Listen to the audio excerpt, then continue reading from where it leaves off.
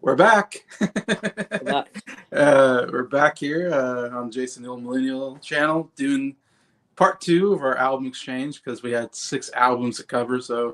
And it was a good thing we probably did split it in 2 because I think we spent an hour and a half on those first 3 albums, which I didn't realize we were spending that much time. But there was a lot to say. Yeah, it would have been about a 3-hour live stream. It would have been a 3-hour live stream with 6 albums. So yeah, quite a bit of albums to get through. I think Nick Breyer and Scott plan on doing the whole thing in one stream. So wow, I think they're doing it today. Sometime today, it looked like. So that'd be interesting to see all their thoughts. Definitely 6 albums, definitely quite a bit to cover. I'm finding maybe the hardest part is trying to remember all the albums and go, oh yeah, how did that song go? Like every day I have to like re-listen to the album and go, oh yeah, that's how the song goes. Yeah. So they said they're going to do theirs. I know, Nick said he was going out, and then when he comes back, he's going to put the link up. So it'd be funny doing it simultaneously with them. It's like, I can't watch their video and I can't watch ours. Oh. But today we are covering the other 3 albums on our list with also with Scott from Sound Lamp Studios, Brian from Brian's Music Showcase, and Nick from Townsend 505. In fact, as we said, they're going to do a video on Nick's channel today anytime. So definitely check that channel out as well. Hear their 3 thoughts on these 6 albums. And so we're going to cover Head First by The Babies, which is Briar's pick. Then Chief by Eric Church, which is Jacob Martin's pick. And then end it with Now and Forevermore. Now and the Evermore. Sorry, I keep getting that. Now and the Evermore by Colin Hay, which was Adam's pick. So, so those are the 3 we're going to go. So first we're going to start with Briar since he's not here. We'll start with his album first and kind of, cover that, review that album anyway. So I guess if you want to start, Adam, with Head First. Yeah, and I think it was a time for which album that we should review for that Briar chose. Oh, really? I went ahead and chose this one. I never heard of The Babies before. Never heard of them. the first discovery for me. I think they're just known as like a British rock band, really. I think this is one of their bigger albums. So yeah, I'll just go straight into it. The first track, I think it's a really excellent song. It really sets the tone for the whole album. That's just the song "Love Don't Prove I'm Right." Then you got the second track on the album, which is "Every Time I Think of You." I think it's probably the biggest song on the album, and so it's also one of my favorite songs on the album as well. I really love that one. And then you got I Was One, which I don't think is as good as the first 2 tracks, but I still thought it was really good. Then you got the song "White Lightning," which I think is another really excellent song on the album. I think it's one of the deeper cuts on the album. And then you've also got the song "Run to Mexico." Yeah, I really like that one. Side 2, you get the title track. Head First, I think it's a really good title track. Then you got you got it. Not to be confused with the Roy Orbison song. You Got It. Oh, really? I really love that one. It's another standout for me. And then you got Please Don't Leave Me Here and California. Both really, really great songs. And yeah, I think it's overall a really excellent album. It didn't overstay its welcome. But before I give it the rating, I'll go through my top 3 tracks. So number 3, White Lightning. 2, You Got It. And 1, Every Time I Think of You. As far as the rating, I'm actually going to give it a 9.5. Nice. Okay. I definitely would like to listen to more songs from the Babies. Yeah, I wonder what else they got.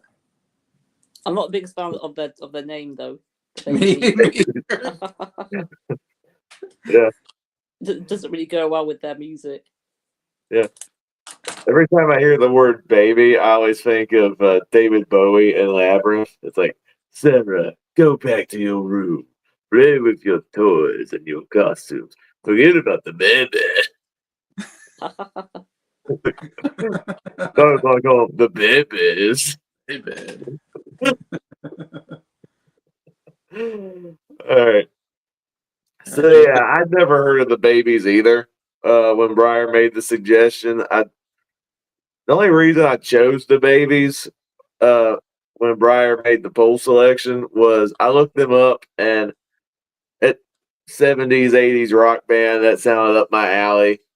And also, I found out the lead singer of the Babies is a guy named John Waite. Now, I am familiar with John Waite. He had a big solo hit in the 80s called Missing You, and it's a great 80s rock song. I ain't missing you at all. Yeah, it's really good. Listen, Yeah, I really like that one. Away. I love that song. That's a good song. So, I'm curious what he did before he had that big solo hit because he does have a good voice. And listening to this album, I wasn't disappointed. I thought it was a solid selection of songs.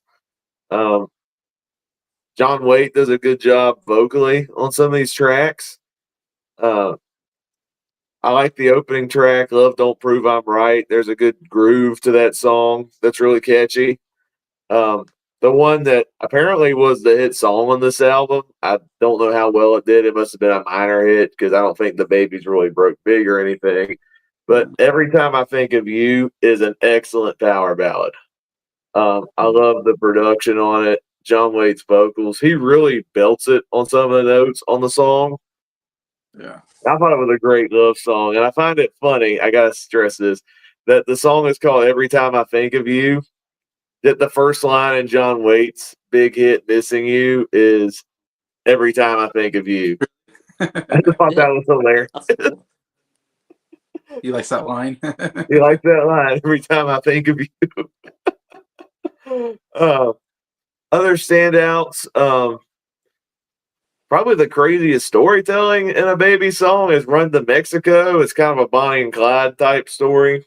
And yeah, entertaining for what it is. There's a good groove behind it, and it probably has some of the best guitar work on that song. White Lightning is another strong power ballad on the album. Love the Beatles reference. There's a reference to Lucy in the Sky with Diamonds. Mad props there. Please Don't Leave Me Here. Solid song. I'm sure this is probably Briar's favorite song on the album, California.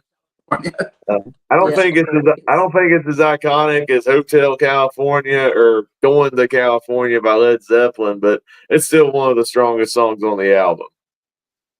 The ones I didn't care for as much, I don't think they're bad songs by any means, but they just didn't really stand out to me. The title track, You Got It. I like the Roy Orbison song a lot better. Anything you want, you got it. And I Was One is my least favorite song on the album.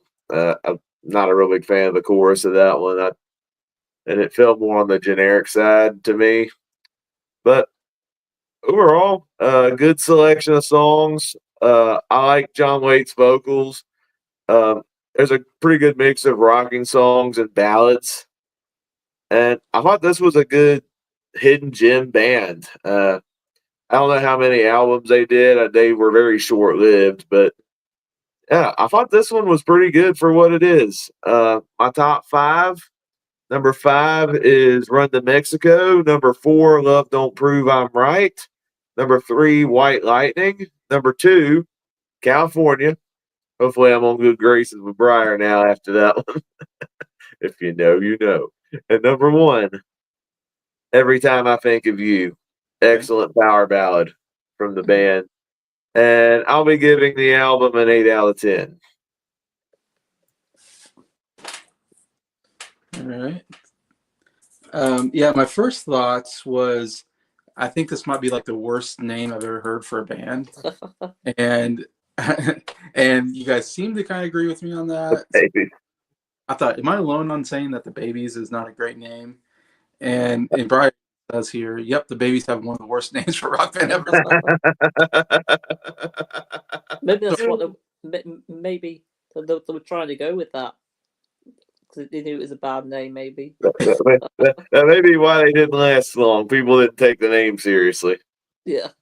Yeah. Ladies and gentlemen, singing their epic song every time I think of you. We need to take them seriously. They're professional musicians. The Babies.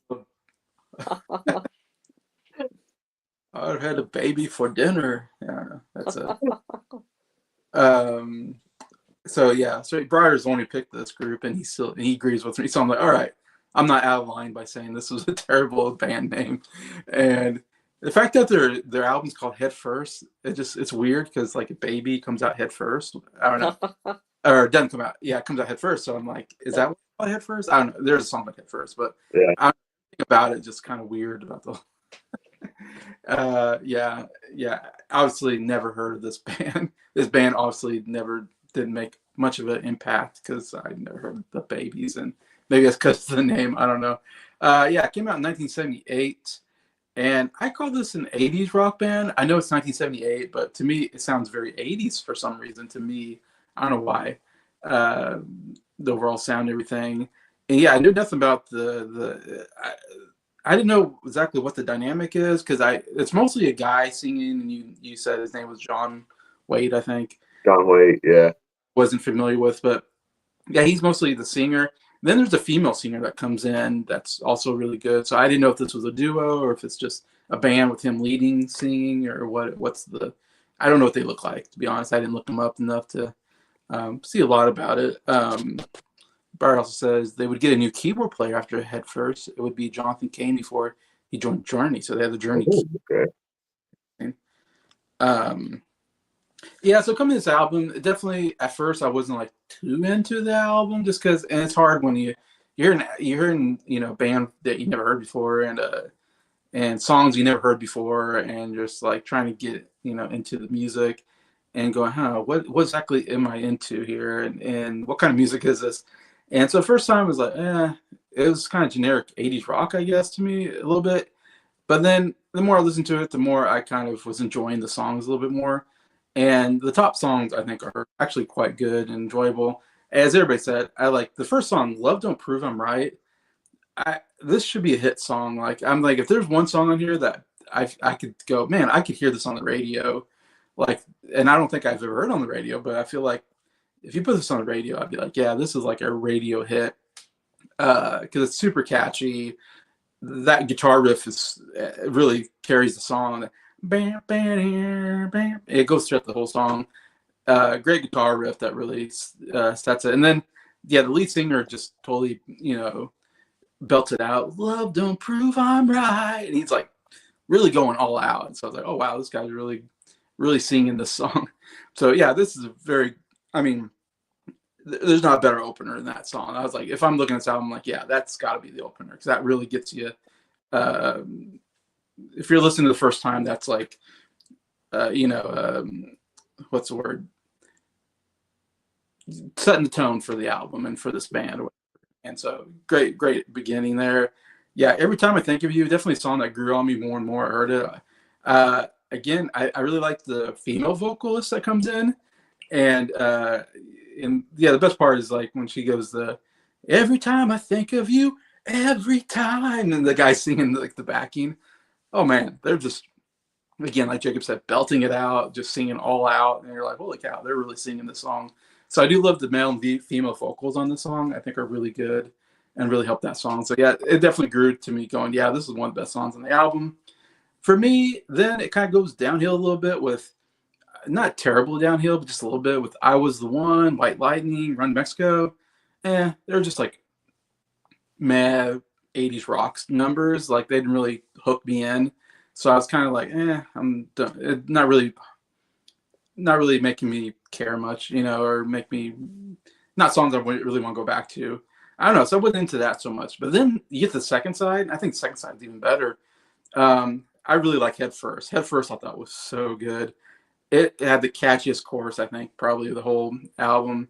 And this is the song I kept singing to myself when I was hearing it with the "Me and baby, we're going out tonight." I love that so much. Every time he sings that, and The guitar, bam, bam, bam, bam, bam, bam, bam, bam. Just the way the guitar plays with him singing it. Oh, it sounds so great.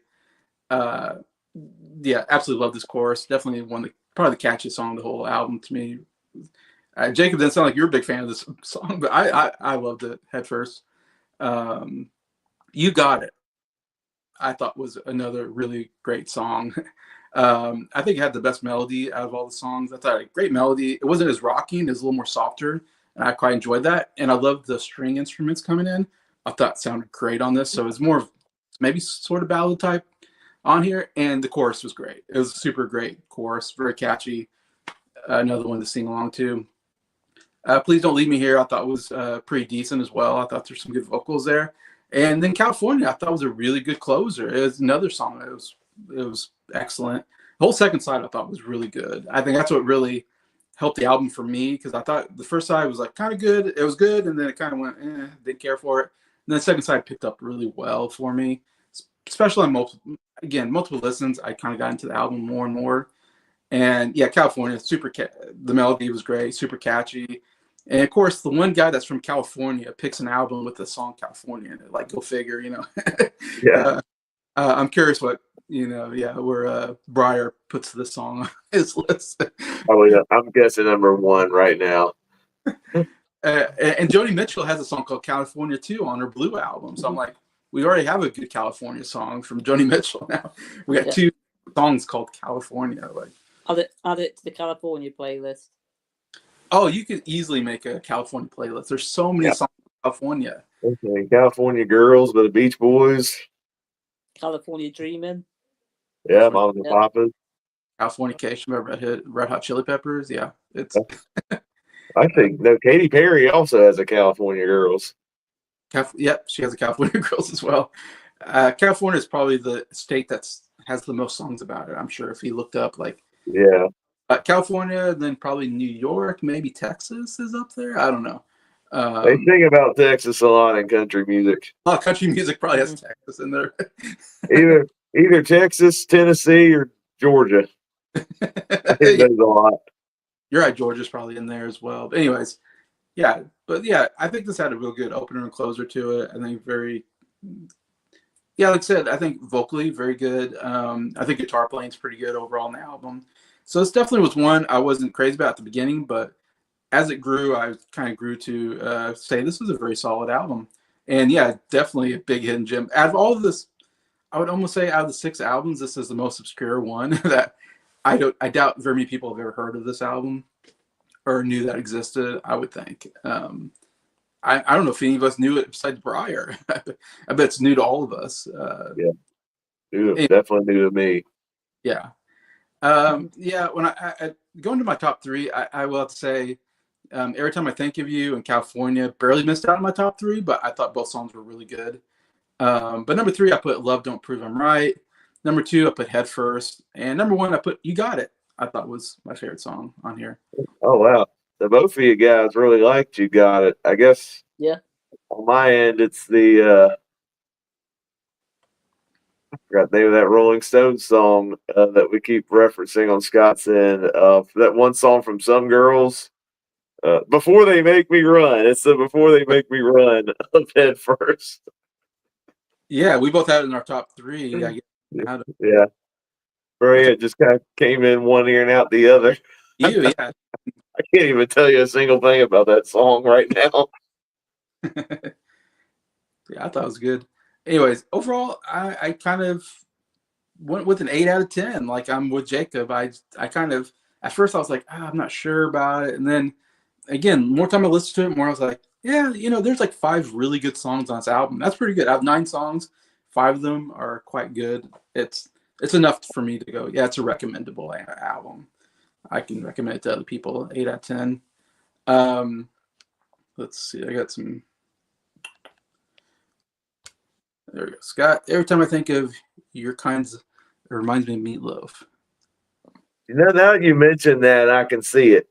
Since I've listened to Bad Out of Hell, the way he sings that song is kind of theatrical. Yeah. Danny California is another Red Hot Chili Peppers song. Oh, yeah. That's a great song. Yeah, that's a good one. And we got Ryan Swells from Not Your Normal Geek. Yeah, Hotel California. California. Everyone knows Hotel California. Yeah. And then Going to California is the Yeah. Led Zeppelin.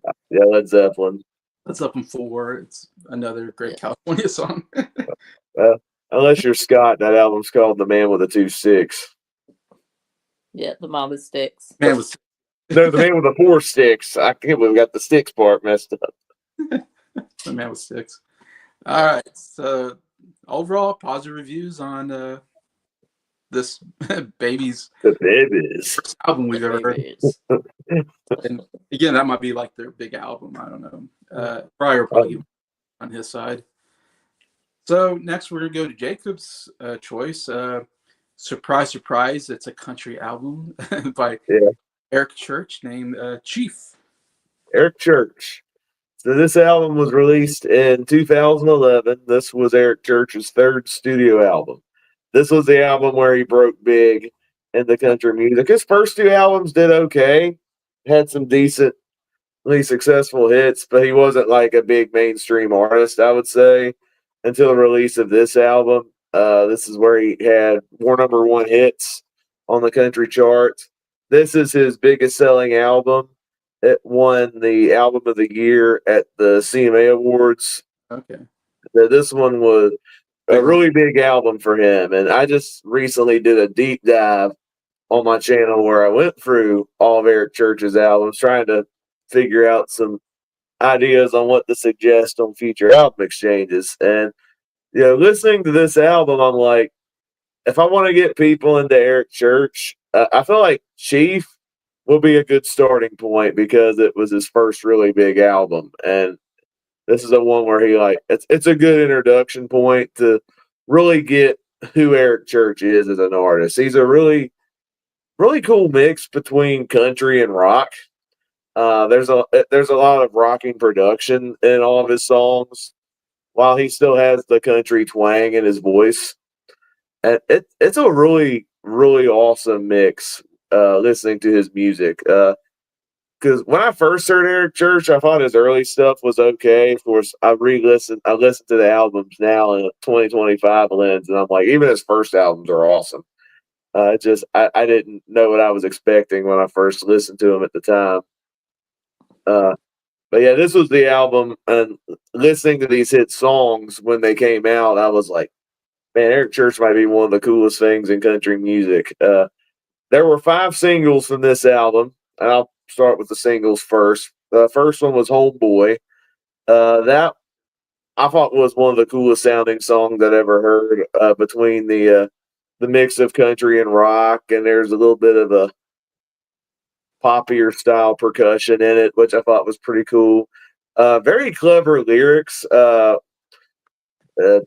about the main character's brother who's kind of fallen out of the wayside in the rural America, and comes and addicted to like hip hop culture, and he's like on making a lot of bad mistakes and stuff, and he's saying, "Come on home, boy." That's like literally the hook of the song, and I'm like, okay, that's clever. I like that. And there's a lot of emotion in Eric's voice when he's singing the song. I think that's a great lead-off single from the album. His first number one hit is "Drink in My Hand." They love to drink in country music. There's a lot of songs where they love to drink and all that type of stuff. I love the guitar riff on this song.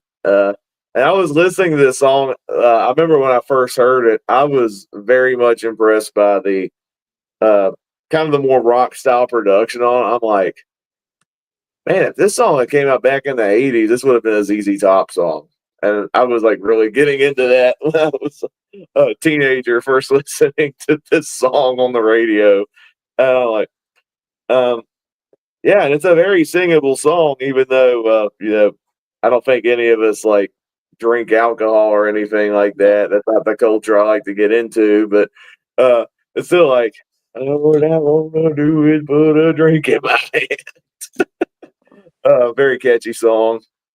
We got Springsteen. This was his first really big hit. This was a big crossover hit. When I was doing the deep research on the deep dive, the song even was a crossover hit on the Hot 100. I think it reached like number 18 on the pop charts, which is pretty cool. And I've always loved Springsteen. It's actually my favorite Eric Church song. It's not really a rocking song compared to the others on this album, but it's a really cool reflection of a teenage relationship that went south, and the connection was through Bruce Springsteen. So there's kind of a cool love letter to uh, Bruce Springsteen and the lyrics. Like I love how like Born in the USA and Glory Days and a couple other songs are like subtly referenced in the song Hmm. without it feeling like a checklist. It's just integrated so well into the story.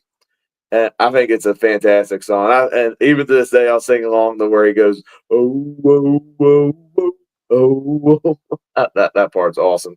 And then Creepin' was another single, another one of my favorite Eric Church songs. I definitely one of his most rocking songs ever.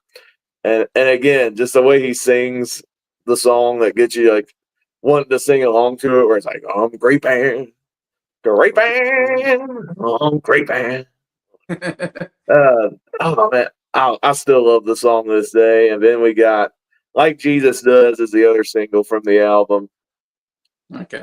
I do like the storytelling on that one. He's talking about him being kind of this rough and ragged guy, made a lot of bad mistakes, but you know, she loves me like Jesus does. I'm like, okay, I like the sentiment of that.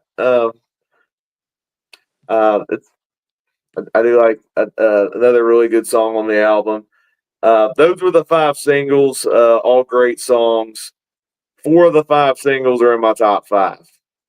Uh, Listening to some of these deep cuts, there's a lot of good stuff as well. I love Keep On.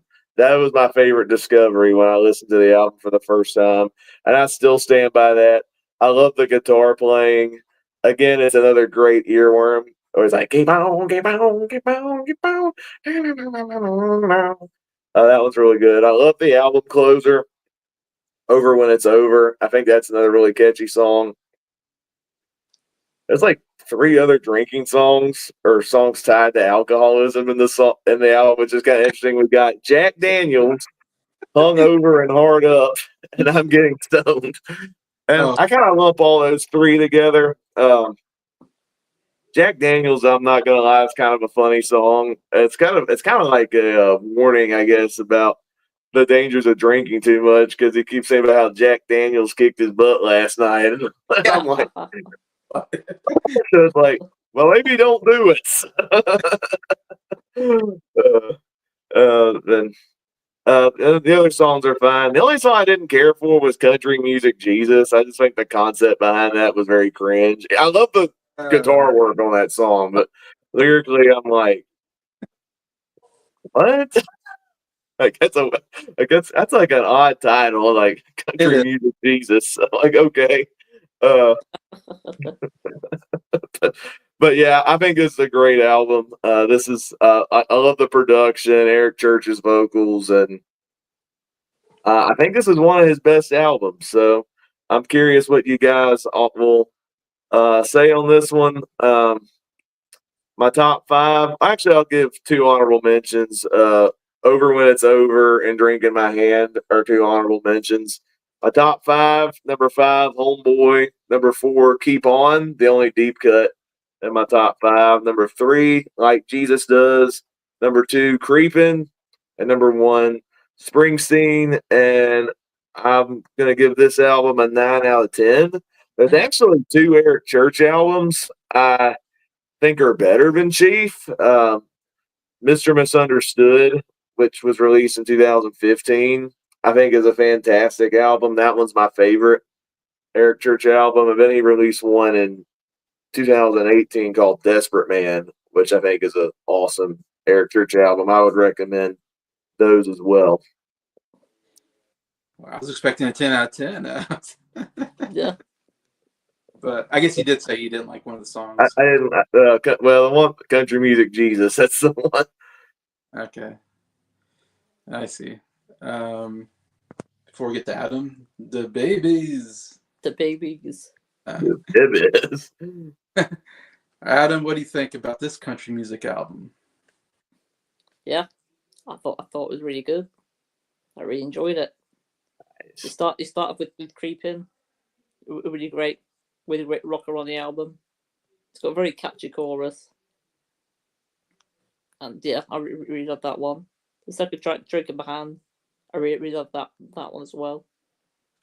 But the third track on the album, Keep On, it was one of your favorites, Jacob. But to me, it was one of my least favorites. Oh wow.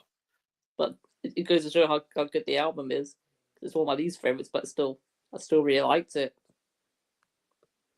The fourth song on the album, Like Jesus Does, it's one of my favorite tracks on the album. And then the next track on the album is Hungover and Hard Up, which I think is really good. Then you got the song Homeboy. Yeah, I really enjoy that one. The next track, Country Music Jesus.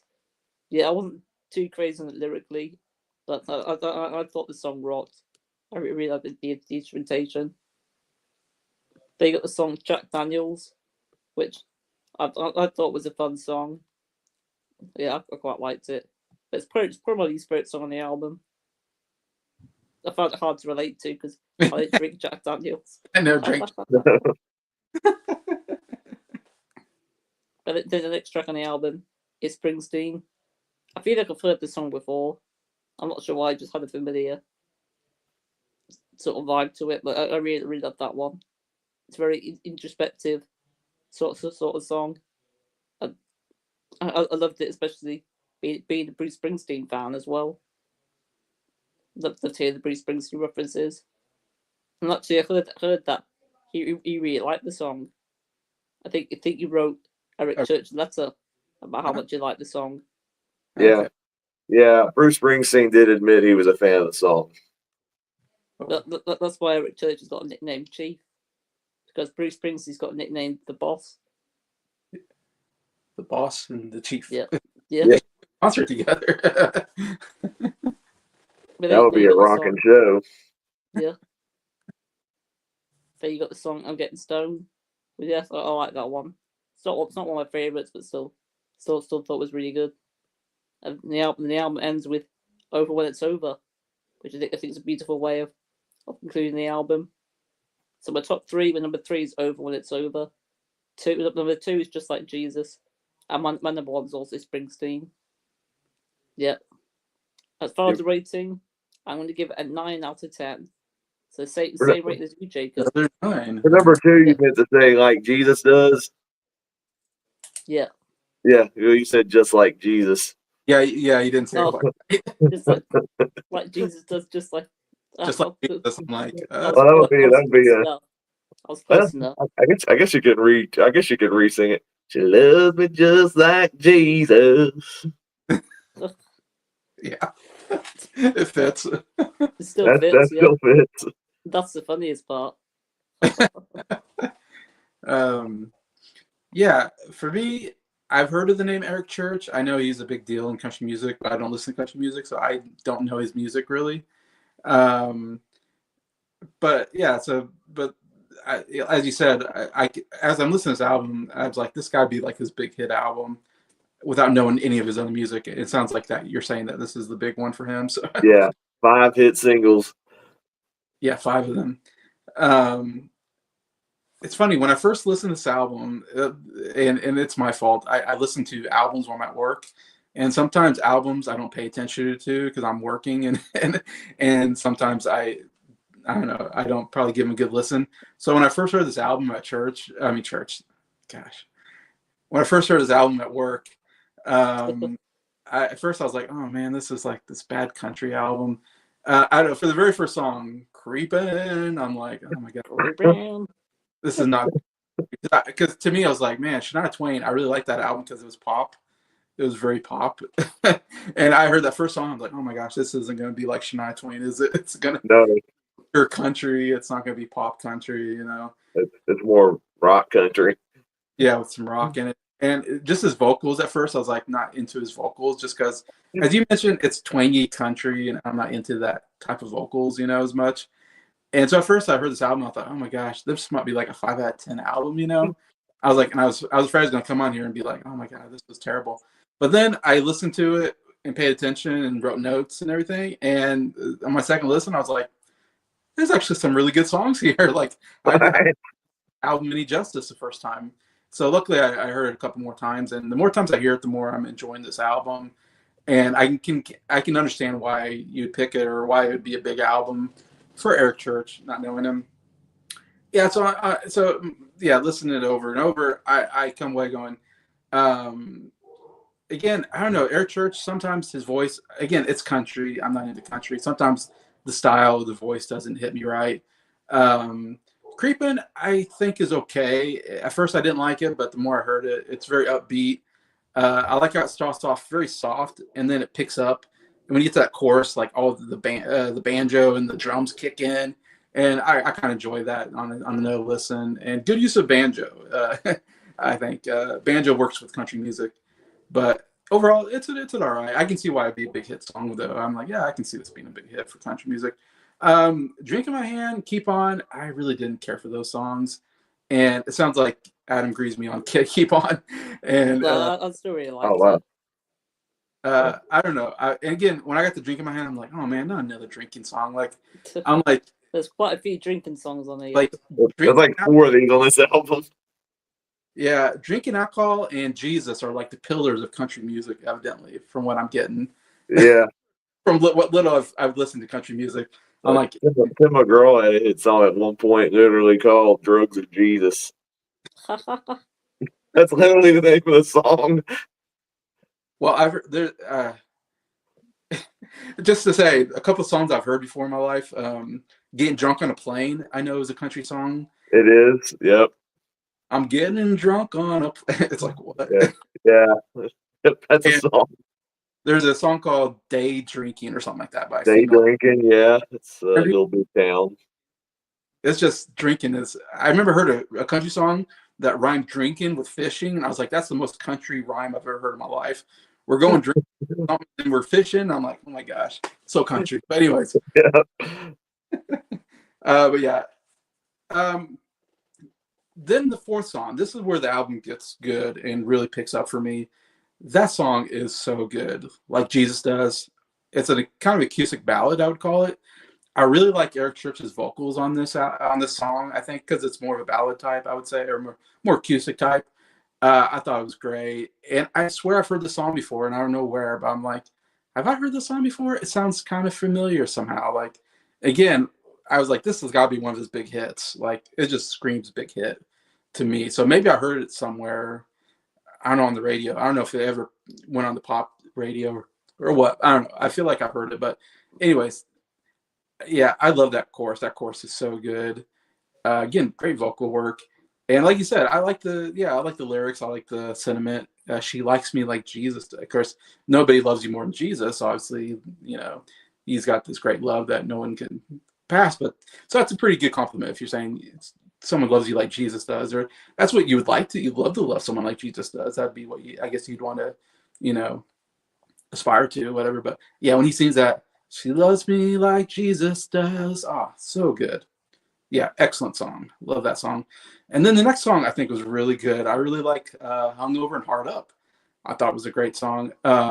Very catchy. I just love that. Hungover and Hard Up. Bum, bum, bum, bum, bum, bum. It's like, oh man, it's super catchy. The melody is great. And then, I don't know if it's the chorus, but he goes into these, he goes, bum, bum, bum, bum. He hits his high note. He hits like this high note. Oh, so good. Like, great use of like the melody and then like chorus and the change up of the style or the tempo or whatever, the melody. Oh, so good. But I love when he goes into that bum bum bum bum. Great stuff. Yeah, I don't know if anybody talks about this song as much. I thought this was one of his best songs. Hungover and Hard Up.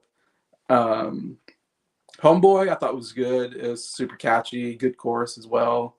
I really like Country Music Jesus. It's one of my favorite songs on the album. Oh wow. And that's probably just because the guitar riff was so good. It's like bum, ba da da ba da. I don't know.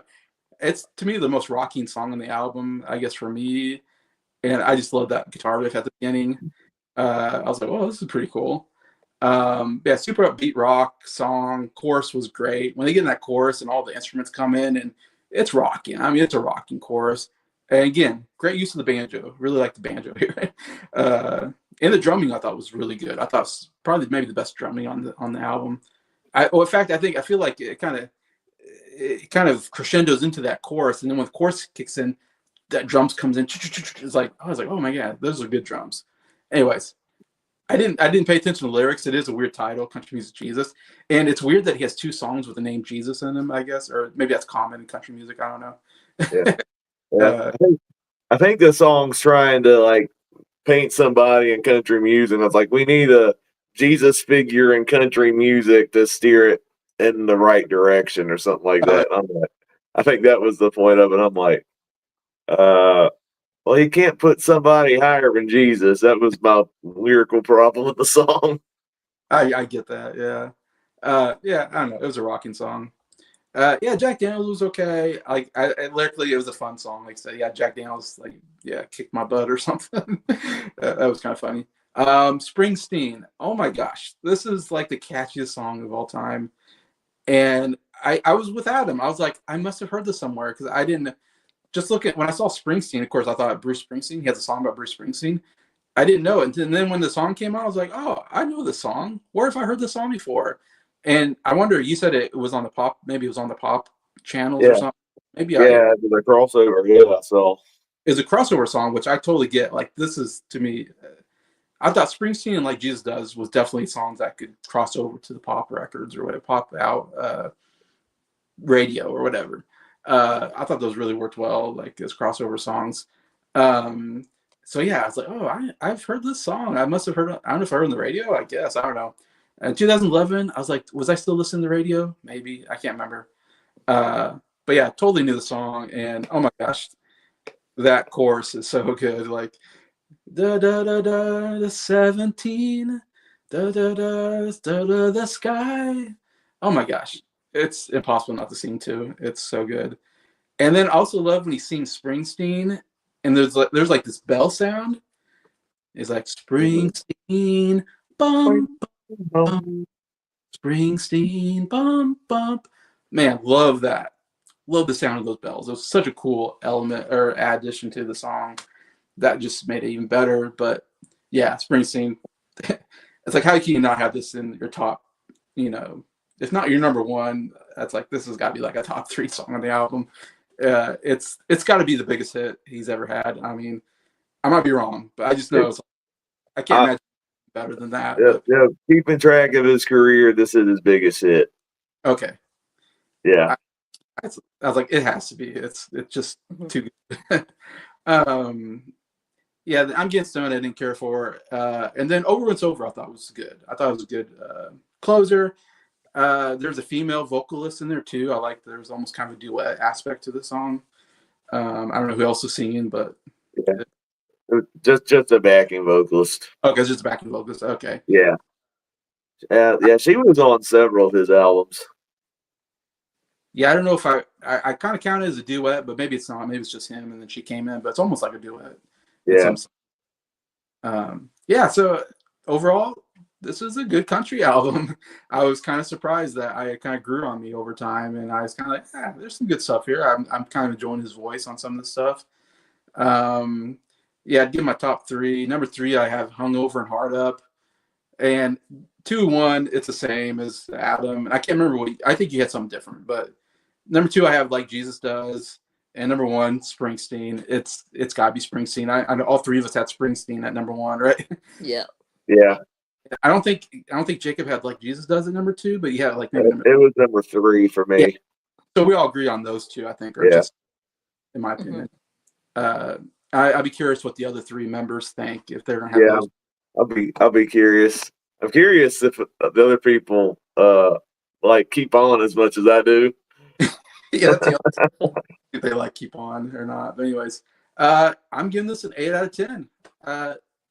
For me, that's a very solid score. When I started thinking this was a 5 out of 10 album, but it went from 5 out of 10 to 8 out of 10 on multiple listens. So to me, that was a good. 8 out of 10 works for me. So I was like, hopefully that's good.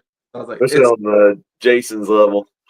I like Shania Twain's album a little bit better. I give that a 9 out of 10. Come on over. It's Yeah. a little more popular, but and amongst country albums, I haven't listened to too many, but it's good. Like I think I like Chris Stapleton's album a little bit more higher. Was it? Yeah. That's a good album. I just listened to Carrie Underwood's album again. I think that's a great album. Some Hearts. Yeah, I probably listen to Some Hearts. And some of Garth Brooks' debut album, I think is really good. But yeah, not quite at that level, but still very solid album. A recommendable album to anybody. Yeah. I'm not a country music fan, so that's if you want to get in country, this is not a bad album to get into. I would say for a non-country fan. Anyway, Adam, what'd you rate it again? Did you give it a 9? Yeah, I'll give it a 9. Yeah, 9 Okay. so far. Yeah. Ryan says the best country singer song is Miley Cyrus, Hannah Montana with Hoedown. Oh, No. really? Oh, I remember that song. I watched the Hannah Montana movie. Yeah, I did not grow up watching that show. I was not really the target audience for that.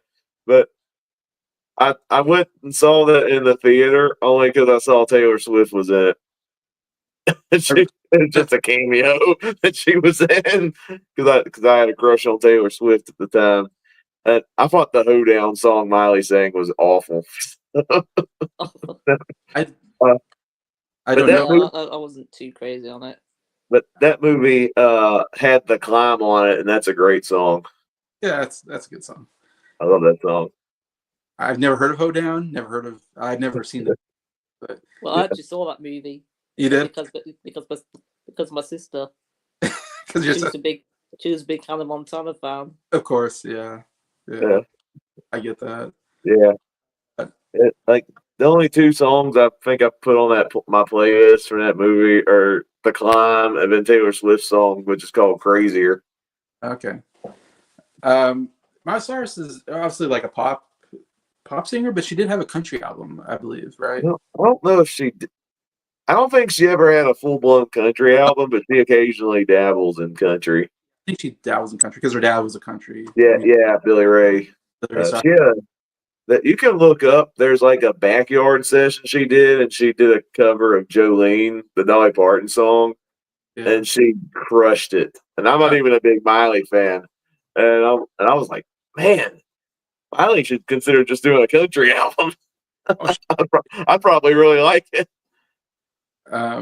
I mean, we all know the best country singer is Beyonce. I mean, I think we all agree on that. She's the number one. I don't know about that. I'll admit that Texas Hold'em song's kind of an earworm, but. All right, Adam, the third and last album we're covering is the album that you chose, which is Now and the Evermore by Colin Hay. So give us a lowdown. And it didn't release that long ago. It was in March of 2022. So it's not even 3 years old yet. Years old, yeah. But it's my favorite album of that year. Yeah. And I got recommended to listen to it from the guy in the BBC, Sam St. John. Yeah. Told me about the album because makes sense. It's his favorite album from that year. Okay. And I didn't realize that Colin Hay is the lead singer of Men at Work. Yeah. Like the big hit with Down Under. And I've actually seen Colin Hay in concert. He sang quite a lot of the songs from this album. Oh, that'd been so awesome. It was him with an acoustic guitar. Oh my gosh. Singing those songs. Yeah. So I'll start with the first track. And starts off with the title track. Now and Evermore. Yeah, I really love that one. One of my favourite songs from the album. It's a very, very relaxing, very chilled out sort of way to begin the album. And you've even got Ringo playing drums on it. Oh, really? Oh, yeah. I did not know that. Either. Yeah, it makes a guest appearance on this. That's cool. But it makes sense because they're both part of the Ringo All-Star Band. Yeah, he's in the Ringo All. Makes Colin Hay is? Yeah. Okay. That I didn't know either. The next track on the album is Love Is Everywhere, a more upbeat sounding song on the album. So yeah, I think it's another standout song on the album. It wasn't one of my favourites when I first heard the album, but it's slowly become probably a top 5 song on the album for me. The next track on the album is the only cover on the album. It's the song "Into the Bright Lights," Oh, okay. which was originally a song by Chris Trapper. But I never heard of him. I never heard of that version until I heard this album, and I didn't realize it was a cover to about. I think it wasn't until the second time I heard the album, Yeah, and then found out he didn't write it. Yeah, somebody else wrote it because it's actually a cover song. And it's actually my favorite song on the album. I think it's a really beautiful song. It's got quite a country sort of sound to it as well. Yeah, I really love that one. I think Colin does fantastic vocals on that. But I think it does great vocals all over this album. Yeah. It's a well produced album as well. I'm not sure where the album was produced. Yeah, I wonder. Yeah, it's really well done. It might be somewhere in Scotland because that's where he's from. Or it might have gone to the States. Oh, wait, he's not from the land down under? No. No. Scottish. I always thought he was from the land down under, like the guys from Middleburg. Yeah. Yeah, but no. I can see where you thought that. I know it's an Australian band basically, but yeah, he's not. Yeah. False advertising, Colin. The next song on the album is "The Sea of Always." Yeah, it's really fun, upbeat song. It's probably my least favorite song up to this point, but I still really love it. And then you got the song "Starfish and Unicorns" to end the first side. I think that's a really beautiful song. The production on that one. There's not as much instrumentation going on in this one as there is in the first 4 tracks, but I didn't mind that with it. And then you move on to side 2 with the song "A Man Without a Name." Yeah, I really like that one. It's probably my least favorite song on the album. It just didn't grab me the way that the other songs did in the album, but I still really liked it. It's a fun, catchy song. They got the song "Undertow." Yeah, I really love "Undertow." I think it's got like a pedal steel guitar in it. It's something that sounds quite similar to it. Oh, I love the guitar. Yeah. Yeah. They got the song "All I See Is You." Yeah, I really love that one. One of the catchiest songs on the album. It's actually my dad's favorite song on the album. Okay. When he heard it. Yeah. Yeah, I really love that one. I think you got the song "Agatha Bell." Yeah, that was one a bit like "Love Is Everywhere." Wasn't one of my favorites when I first heard it, but now it's become a top 5 song for me on the album. Yeah, really love that one. And then the album ends with "When Does the End Begin," which I think is a really beautiful way of closing the album. So I'll do a top 3. I'll give 2 honorable mentions. That's Agatha Bell and "Love Is Everywhere." But my number 3, I'm going to go with "All I See Is You." Number 2 is the title track, None Evermore. And my favorite is "Into the Bright Lights." And for me, it's a top 35 album for me, but not quite enough to give it a 10 out of 10. Oh, really? I'm going to give it 9.75. Very, very close to being a 10. Gosh, do you ever Still managed to get my top 35 albums. So I'm like, there's that. 10 out of Adam? Like, I don't think I've given it. I think it's been a while since I've chosen a 10 out of 10 album for the Exchange. I don't know if you have, yeah. I know you really like that Bob Marley album. I don't know if you give that one. I think I might have given the Bill Withers one a 10. Which one? The Bill Withers one. I think I might have given that a 10. But that first one we did, yeah. That's actually gone down to a 9.75. It's like, I don't think there's any in the album Exchange that given a 10. I mean, we all know Nick gives every other album a 10, almost every album a 10. Yeah, I think Nick's very liberal when it comes to giving albums, and I guess Adam, you're like super conservative on that. But you give high numbers. You give 9s. You give a lot of 9s and 9.5. Yeah, I give a lot of 9s. You give a lot of them. You just don't get to that top level forever. I don't think Briar does either. Briar doesn't really give a lot of 10s either. But I give 10s every once in a while. Jacob gives 10 I'm kind of in between. Yeah. Anyways, that's off topic, but Yeah. yeah, still great, great score. All right, Jacob, what's your thoughts on? So when Adam suggested Colin Hay, I was like, "Who in the heck is Colin Hay? I have never heard of this guy." And I looked him up. I'm like, "Oh, I did not know the guy from Men at Work had a solo career." Okay, Mhm. so I have heard of him before, just not solo wide. I didn't know him by name. I just knew the Men at Work guy. And I was kind of curious going in if I would like Adam's pick because in the last album exchange, I notoriously did not like Year of the Cat by Al Stewart. I did not care for that album. Yeah. So I was like, am I gonna like Adam's pick? Uh, well, I listened to it. The first time I listened to it, I thought it was all right. I didn't think it was great, but I thought there was still some good stuff on it. I gotta tell you, it's vital in this album exchange series to listen to an album more than once. Yes. Yeah.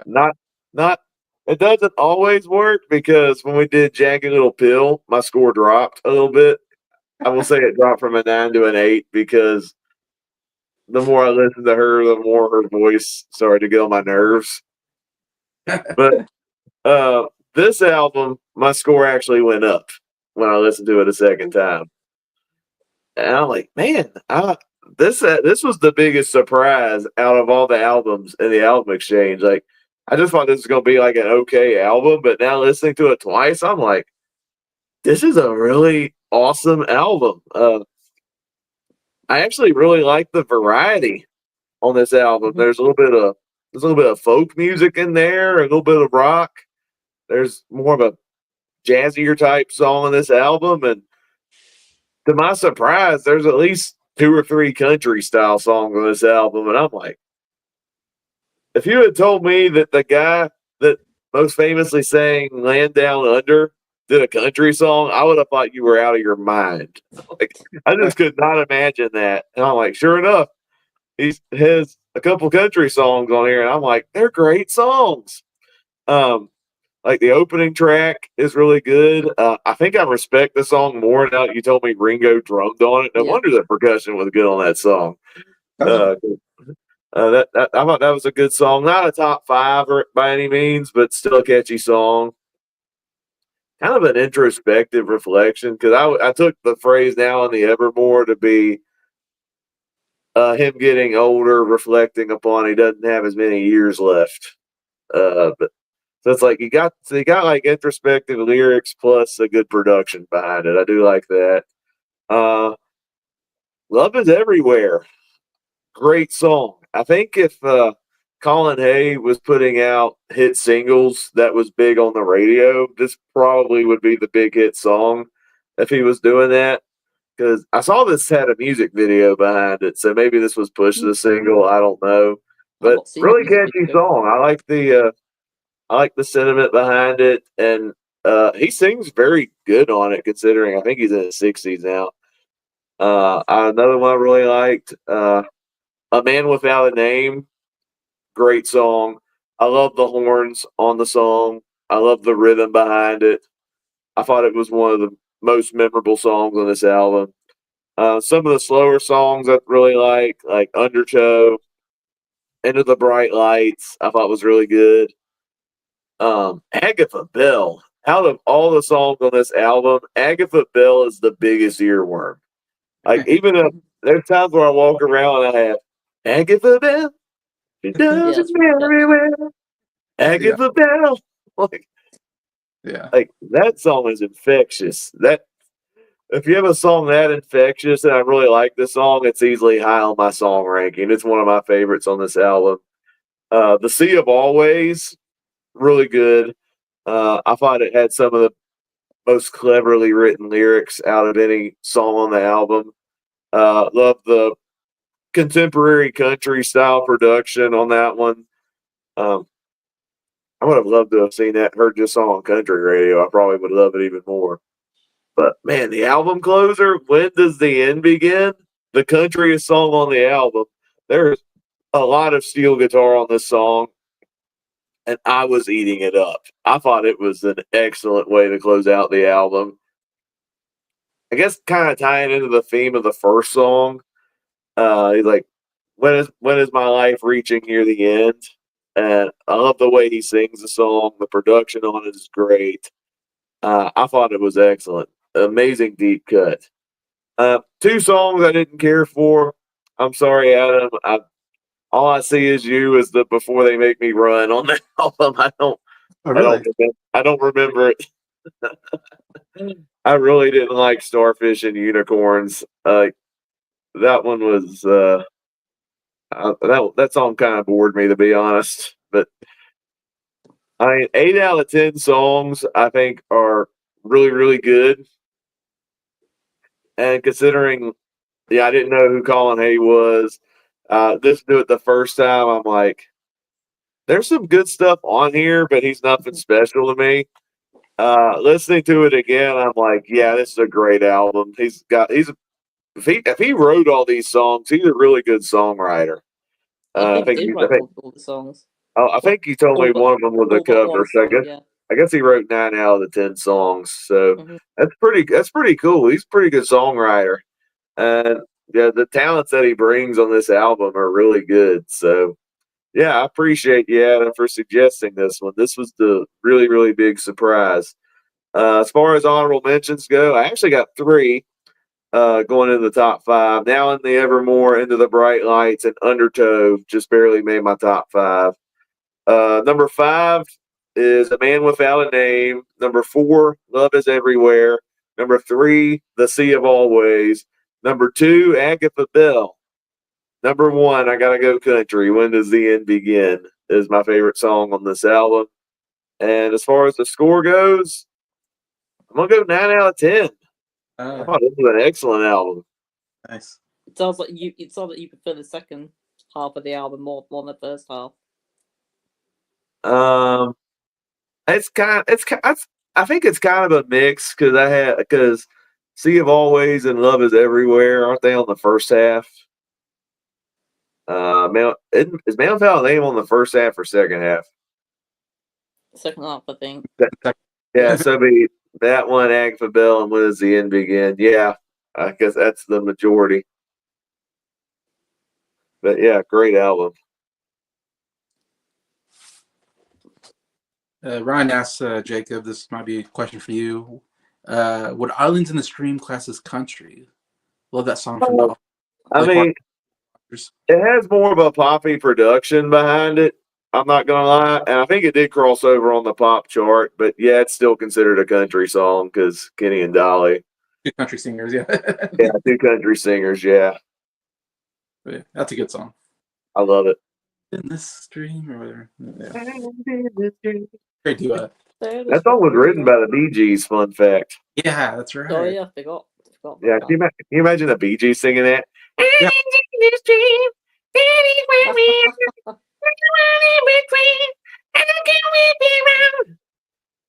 Sound like chipmunks. Not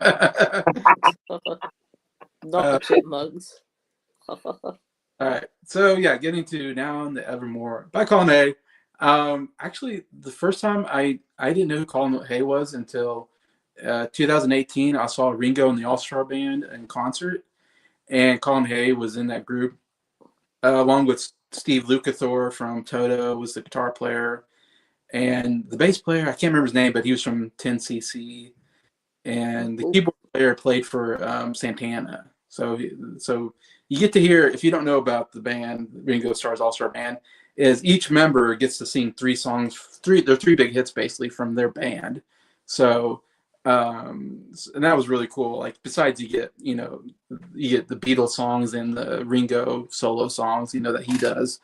Yeah, so Colin Hay, I never knew who he was before until I was watching that, and in the program, tells you which each member, what band they're from or something like that. So that's what I thought Colin Hay. I didn't know who Colin Hay was. Like, oh, he was like the lead singer on Men at Work or whatever. And I was like, oh, okay. They have those 2 big hits, The Land Down Under and Who Can It Be Now? Bum, bum, bum. I love that one. song from them. The third song I didn't know. He sang a third song, and I wasn't familiar with that one. As far as I know, they only had 2 big hits. Was "Land Down Under," you better run for cover. 2 really good songs. Yeah, it's funny. They're Australian. It's supposed to be an Australian band, but I guess they're not, or he's not. But anyways, yeah. So I was like, oh, Colin Hay from okay, didn't know. Anyways, and so he sang his songs, and I tell you what, he was the funniest guy on stage. He would tell these funny stories before each song, and he had such a great sense of humor, and I absolutely loved him and seeing him in with the Ringo All Star Band concert. So I seen him in concert. I guess I didn't see not like Adam. I see Colin Hay in concert, I guess, in some sense. And he sang the 3, and this is before this album came out, of course. So, but anyways, and I just remember going, man, I really like Colin Hay. He's so funny. It's funny. He even sang. They were doing one song, and someone else was singing the song, I think, and he was playing guitar, and he even did like a little dance. He was like dancing around, like really goofy during the song. It was hilarious, and even Ringo afterwards goes, "Thanks for the dance, Colin." It was hilarious. I was like, I don't know. So I went away going, Colin Hay, what a great sense of humor, what a great personality, real entertaining guy. That's all I knew about him. And then when Adam mentioned this album when it came out in 2022, I remember Adam really loved the album, and he said it was his favorite album of the year.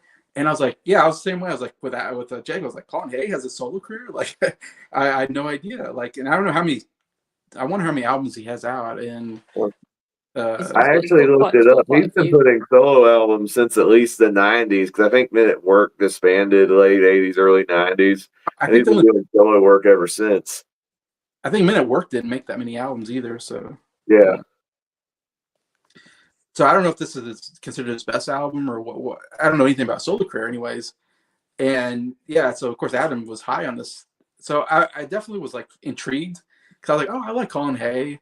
And Adam says this album's good. And it's funny, I haven't listened to it till now. I kept thinking, I need to listen to this album. But you know how that is. There's so many albums you want to listen to. So some of them get put on the back burner because you have so many other albums that you're doing projects on.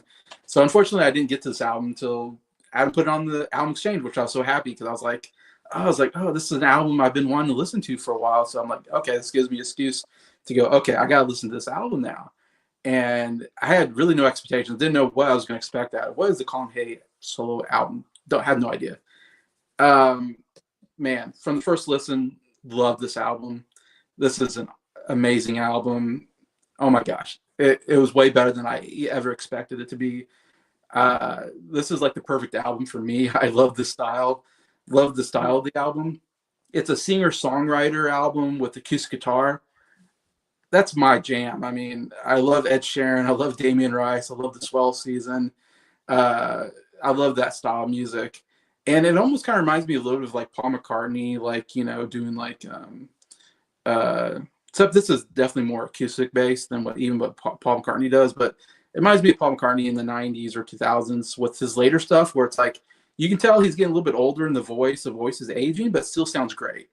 And that's what I thought about Colin Hay. I was like, I still really love his voice, even though he's obviously he's getting older, but it still sounds really good. I mean, if you listen to Paul McCartney now, his voice definitely is getting worse, unfortunately, but he's in his 80s, so it makes sense. But even when I saw Paul McCartney in concert when he was 75, he said it still sounded pretty good. Even though he's not prime. I mean, it's not as good as he was back in the day, but to me, I was like, man, I really like Colin Hay's voice. I really love the acoustic guitar playing throughout these songs. I think it was super well produced. Like, there's so many different instruments. I think there's good orchestra music coming in a lot of songs, and a lot of different instruments you can hear. I think the drumming was excellent.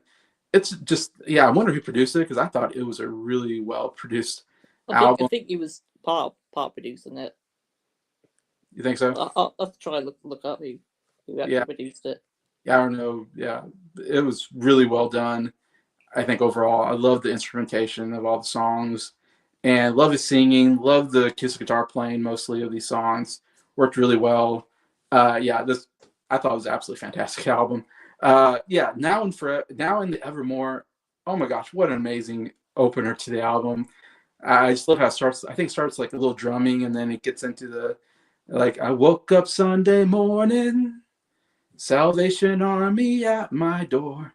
Oh, Loved it from the very beginning. I'm like, oh, this is so good. Like, yeah, and I love the chorus. Now and the evermore. Like, oh my gosh, bum bum bum. Oh, this is so catchy. Love the song. Great opener. And I can't go through every song because I loved every song. I thought every song was fantastic. There's not one song I didn't like on here. To be honest, I even thought Starfish Unicorns. I thought that was a great song. I loved the orchestra music in it. I thought it was a great acoustic song. Was All I See Is You. I really like that song. It was Scottish. Like I didn't know, but when I heard this, like, oh man, this is so Scottish. The flute, the drumming. I was like, this is like a cool Scottish song. I thought that was so cool. But yeah, I mean, again, I can go through every single song, but I'll just hit on some of my favorites here. A Man Without a Name. I love that song. I think we all kind of really love that song. I think it's definitely one of his top songs. And it's so different than everything else because the horns, I don't think the horns are anything else like this song, but the bum, banner, bum, banner. Oh man, when those horns hit you right away, I loved it. Love the horns. And then it kind of has that beat throughout the song, a really good beat of that bum, bum, bum, bum. It's probably the catchiest one, but yeah, again, A Man Without a Name, bum, banner, bum. Oh, so great. Loved it. So catchy. And then the next song, Undertow. This had the most beautiful melody out of any song on here. And I love his vocals on here. So good. The bum, bum, bum, bum, bum, bum, bum, bum, bum, bum, bum. Oh, just absolutely beautiful melody. Love the orchestra behind it, especially the cello. When he gets to that chorus, he's talking about the undertow, and then you hear this cello, and I'm like, oh my gosh, I'm such a sucker for a good cello sound in a song. And yeah, loved Undertow. Just really amazing.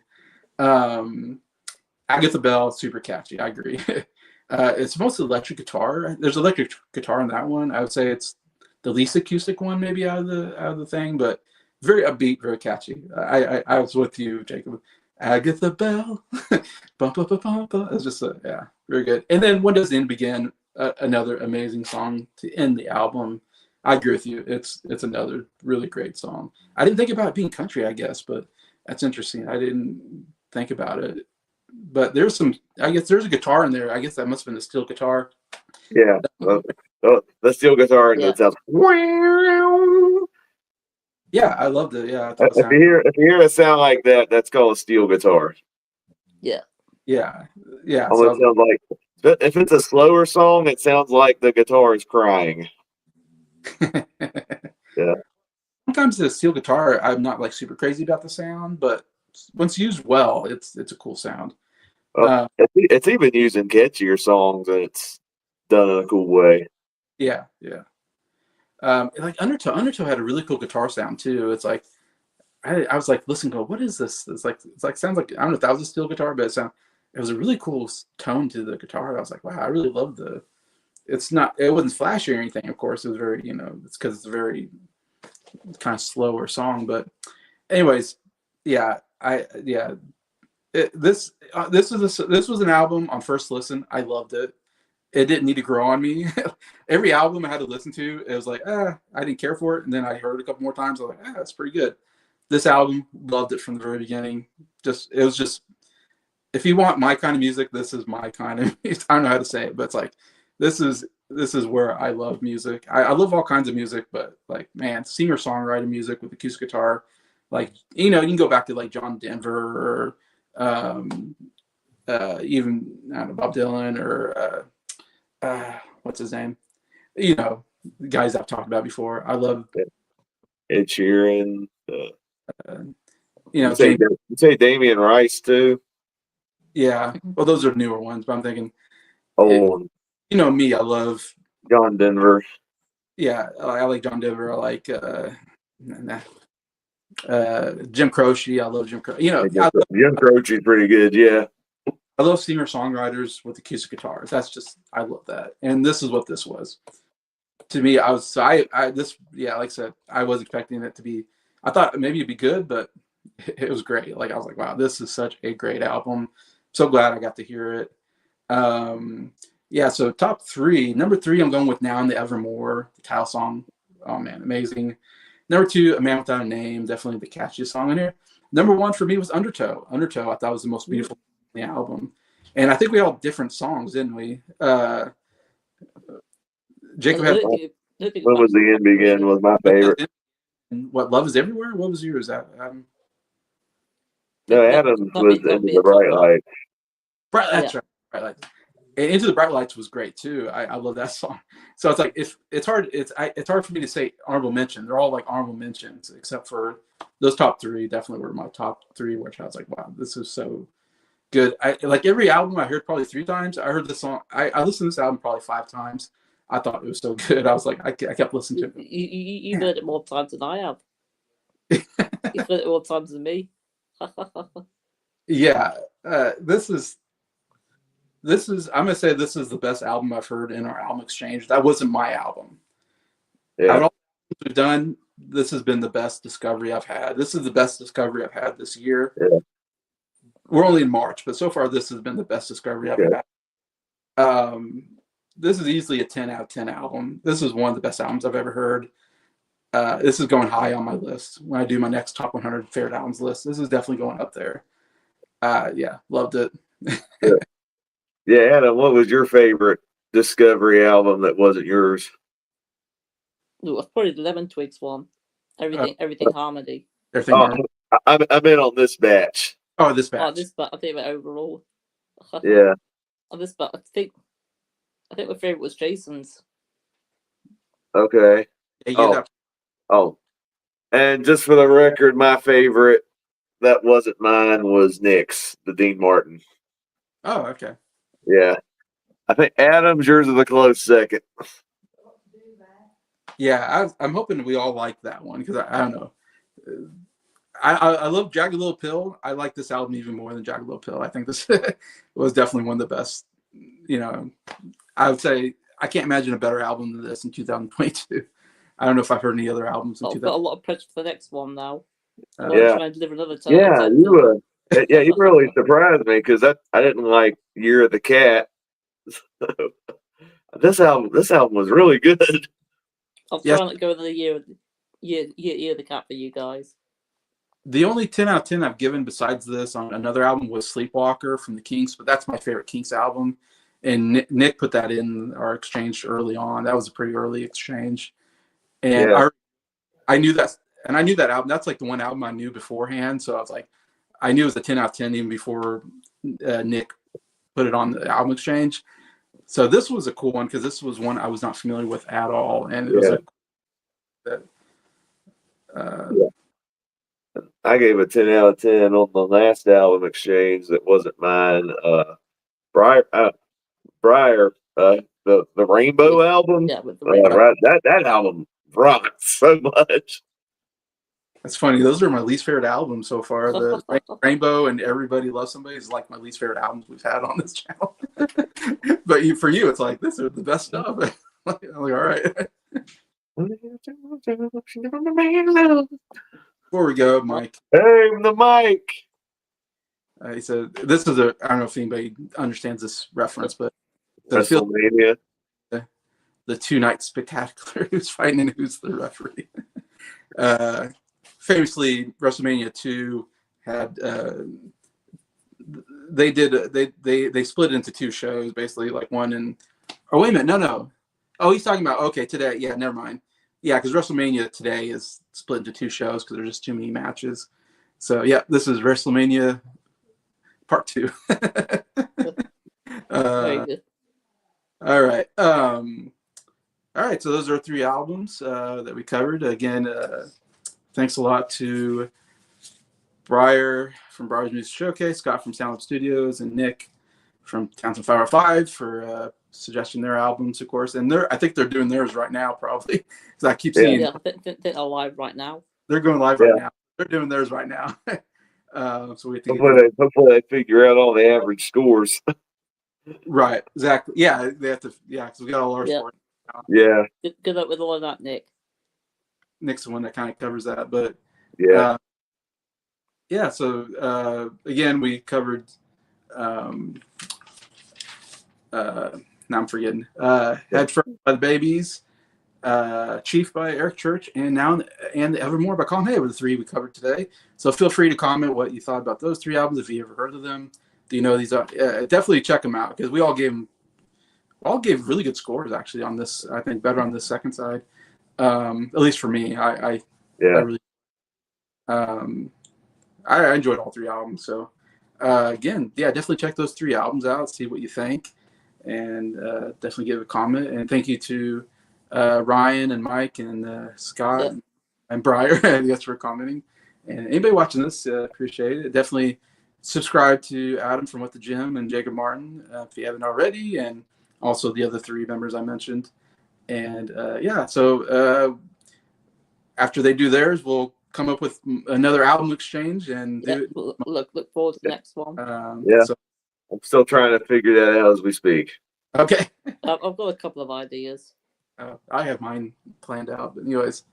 All All right. So tune into Townsend 505 and we'll go and probably watch that. I'll probably go watch that and see what they think. Besides that, thank you everybody for participating and watching. And I guess this is the end of the weekend. So hopefully have a good next week and we'll talk to you later. Peace out. Bye. Bye.